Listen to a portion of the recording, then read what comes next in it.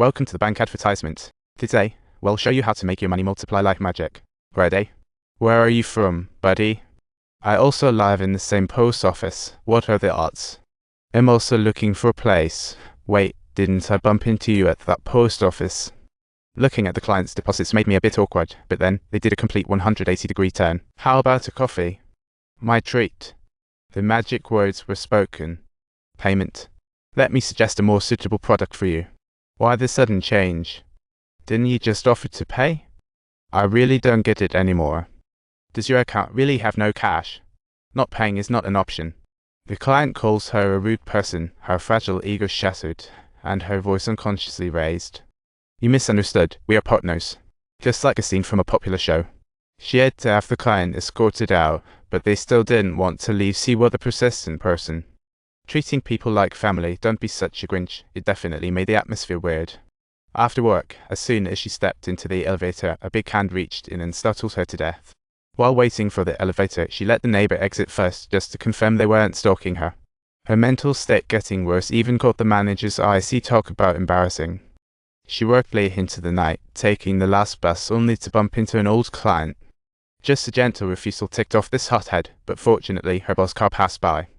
She shooed away that creepy client, and her boss kindly offered her a ride home. What a sweetheart.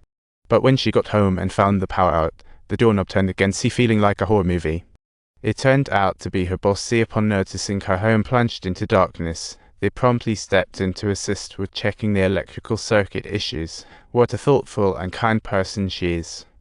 But she had never disclosed her apartment number to anyone at all. So how could her boss possibly know her address? Therefore, she pretended to go out for coffee, but actually called the police in secret. Isn't this behavior considered clever? But when she opened the door, she found her boss hanging on the doorknob. With no one else around, she became the prime suspect. The police captain showed her the boss' death photo, intentionally trying to provoke her. See, it felt like watching a horror movie. Her house had men's underwear as evidence. Well, that's a weird connection. After thorough inspection, they found nothing at her place. After being released for 24 hours, her colleagues looked at her like she was an alien.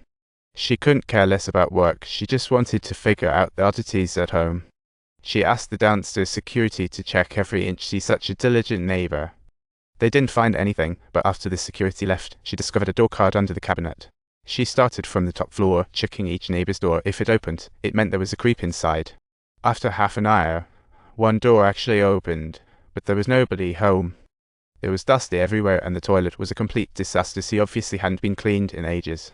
She found a homeowner's photo on the wall. She turns out to be one of her old clients.